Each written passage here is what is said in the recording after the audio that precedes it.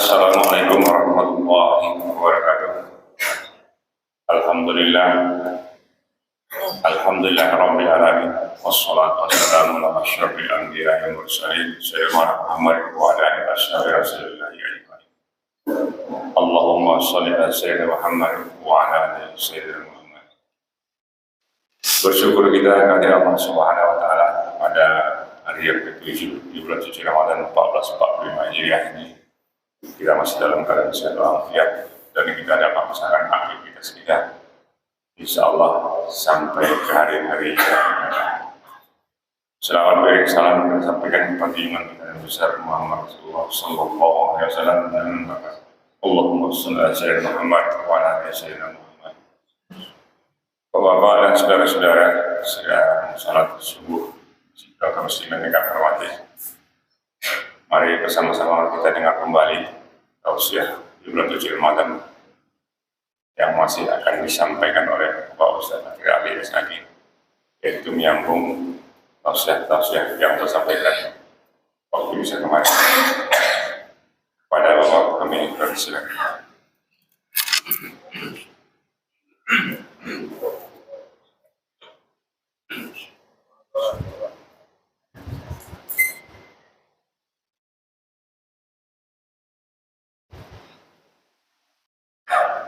Assalamualaikum warahmatullahi wabarakatuh. Alhamdulillahilladzi ahyana ba'da ma amatana wa ilaihi nusyur. Asyhadu an la ilaha illallah wahdahu la syarika lahu qawiyyul matin wa asyhadu anna sayyidana wa nabiyyana Muhammadan abduhu wa rasuluh as-sadiqul wa'dil amin. Allahumma shalli wa sallim wa barik ala sayyidina Muhammad wa ala alihi wa sahbihi ajma'in wa man tabi'ahum ila yaumiddin, amma ba'du. Bapak Ibu hadirin hadirat kaum muslimin kaum muslimat jamaah salat subuh yang dimuliakan Allah, yang dirahmati oleh Allah, yang dibahagiakan oleh Allah, mudah-mudahan bahagia dunia, bahagia pula di akhirat. Sa'idun fid dunya wa sa'idun fil akhirah. Bapak Ibu, marilah kita bersyukur pada Allah, mengucapkan alhamdulillahirabbil alamin, dan tak lupa berselawat dan salam lagi kita kepada Muhammad sallallahu alaihi wasallam. Allahumma shalli wa sallim wa barik ala sayyidina Muhammad wa ala alihi washabbihi ajma'in. Penuh pengharapan kita sebenarnya di yaumil kiamat dapat bertemu dengan Rasulullah, dan saat itu kita diakui sebagai umatnya dan layak mendapatkan syafaat.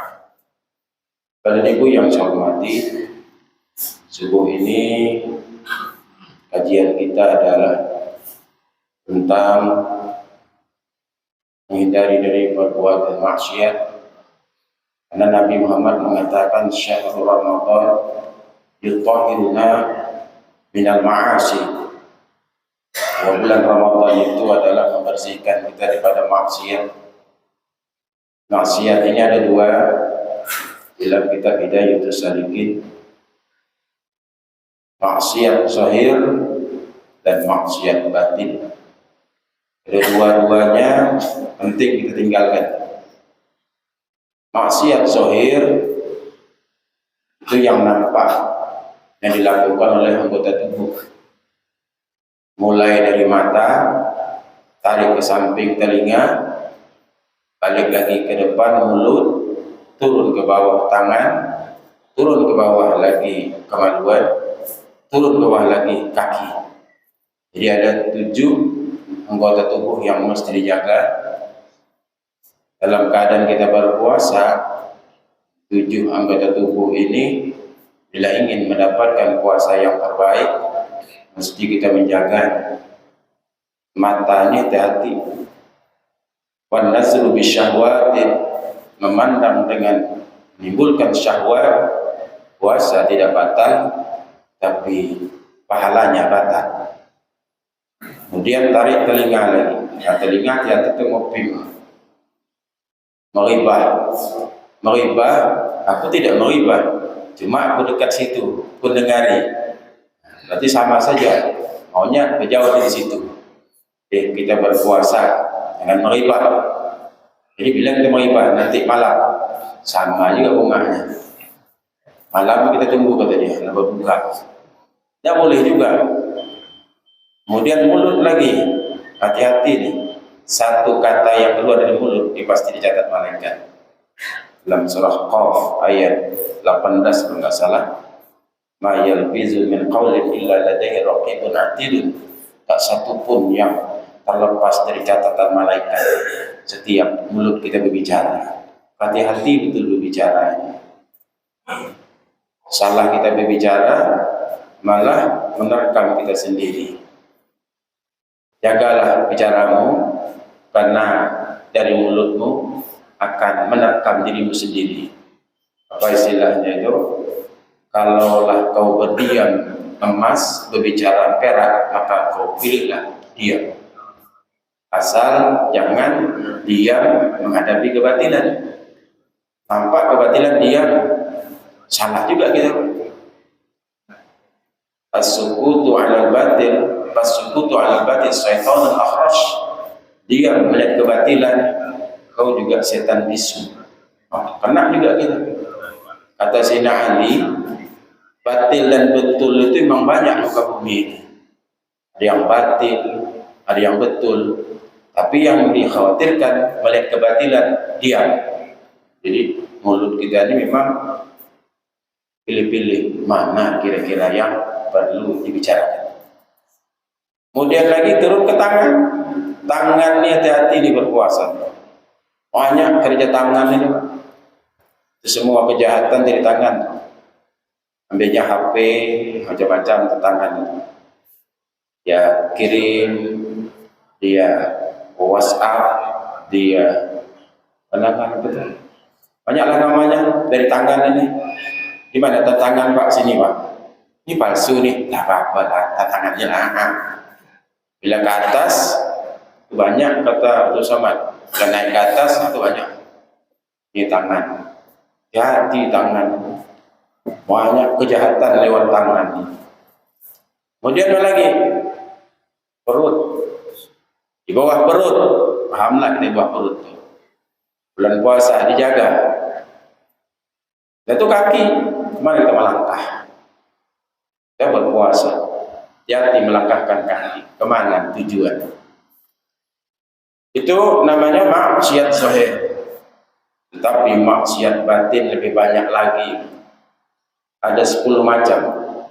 Di 10 macamnya kita rinci. Pagi ini agak 3, tengah hari agak 3, sorenya berarti 4 ya. Maksiat batin ini dia tidak begitu nampak. Dalam kitab Hidayat Salikin itu dikarang oleh Abu Somad Al-Limbani 10 macam. Dan dia mengambil dari siapa? Dari Imam Ghazali rahimahullah. Dan kalau Bapak ingin mencari, cari saja di internet, ada tertentu maksiat batin. Rupanya maksiat batin yang pertama apa adalah sarahut ta'am. Bahasa kitanya terlalu banyak makan. Terlalu banyak makan. Rupanya maksiat batin kepada Allah. Ayatnya Quran surah Al-A'raf ayat 31. Al-A'raf ayat 31 ini berkaitan juga dengan datang ke masjid. Kemudian setelah datang ke masjid, bagaimana perut kita, kenyang atau lapar? Kalau Bapak putar TV, ajwa apa ya? Itu kalau mau sholat di Istiqlal Jakarta, ayat itu dibaca terus tuh sebelum sholat. Ya bani Adam khuzu zinatakum inda kulli masjid. Wa kulu wasrabu wa la tusyriku. Innahu la yuhibbul musyrifin. Wahai Bani Adam.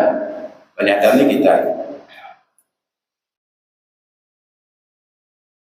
Apabila kau masuk masjid, datang ke masjid, ya Bani Adam khuzu zinatakum, ambillah pakaianmu yang paling bagus, paling bersih inda kulli masjid.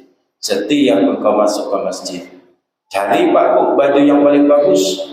Kalau ke masjid, ibu-ibu juga kalau ke masjid cari telepon yang paling mahal, Kalaupun tidak mahal, yang paling bagus lah. Gitu.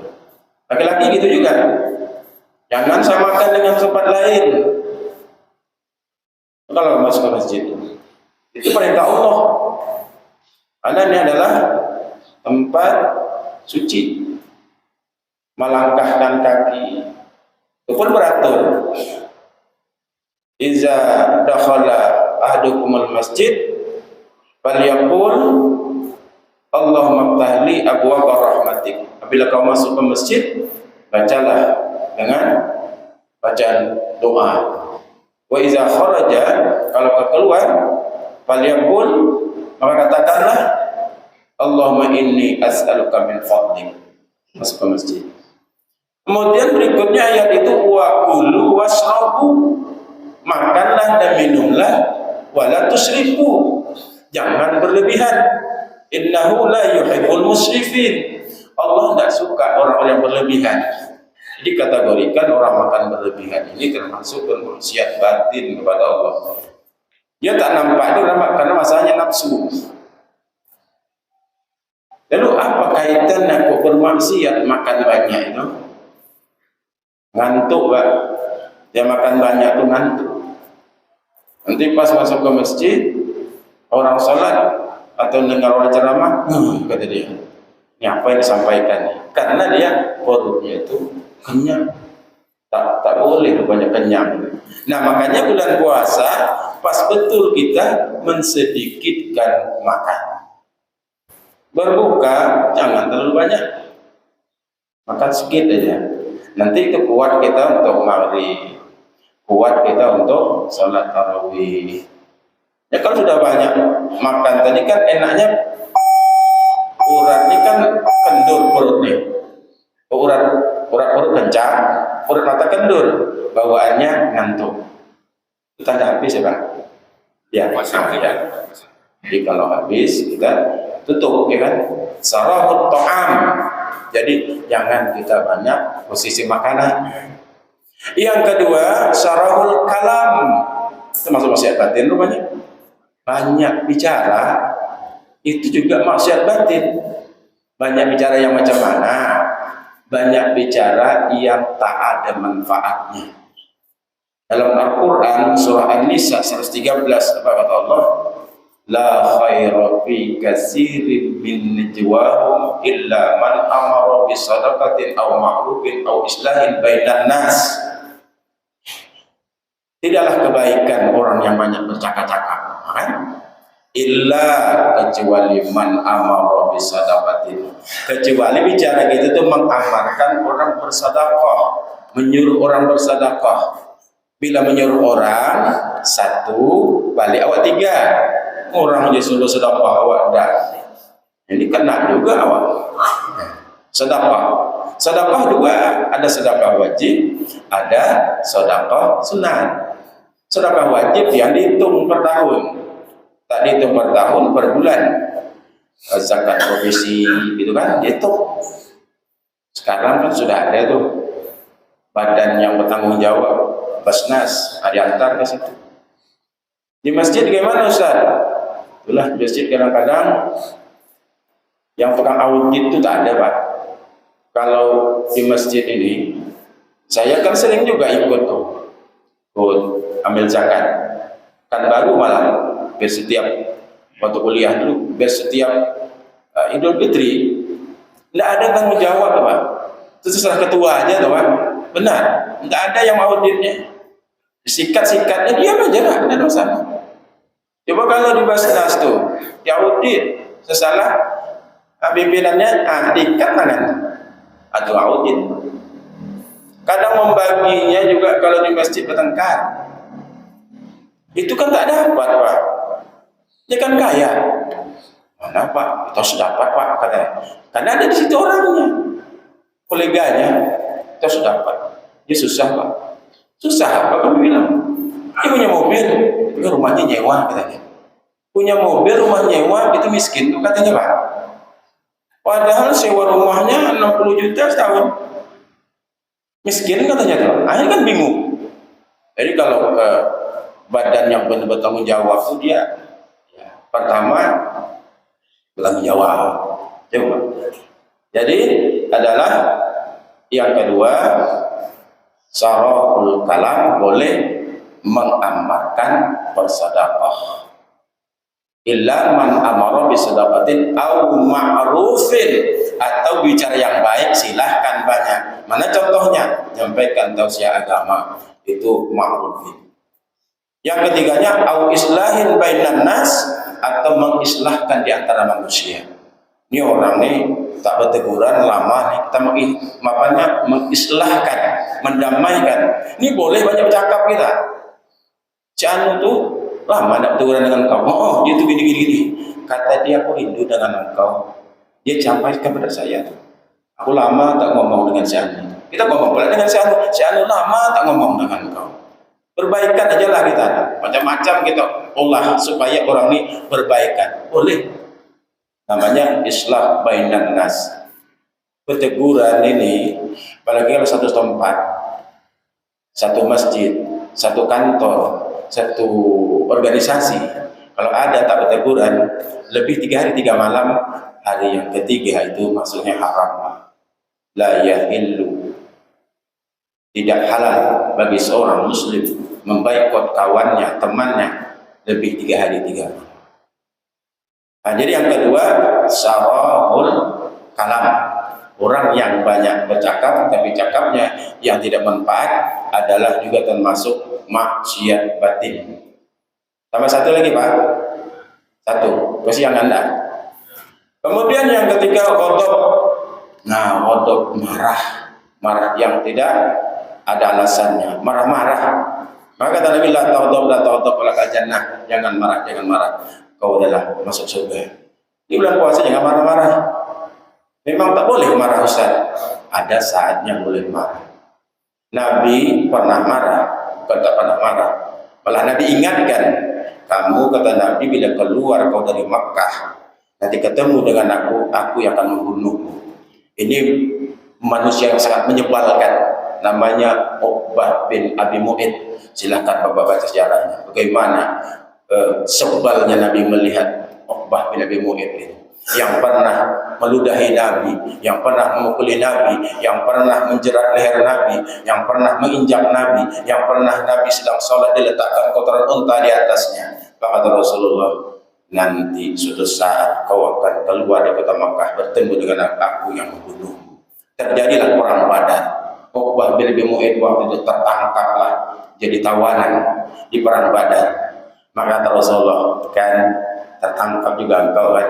Rasulullah yang mancungnya sendiri. Jadi bukan tak boleh marah. Kalau sudah menyebalkan, Allah pun juga merintahkan, sudah wahai Muhammad, kau bunuh dia. Jadi jangan dikatakan Nabi itu lembut, ada saatnya Pak, dia marah. Nah, itu saya 3 disampaikan. Pertama tadi adalah banyak makan, yang kedua banyak cakap, yang ketiga ghadab. Terima kasih. Assalamualaikum warahmatullahi wabarakatuh.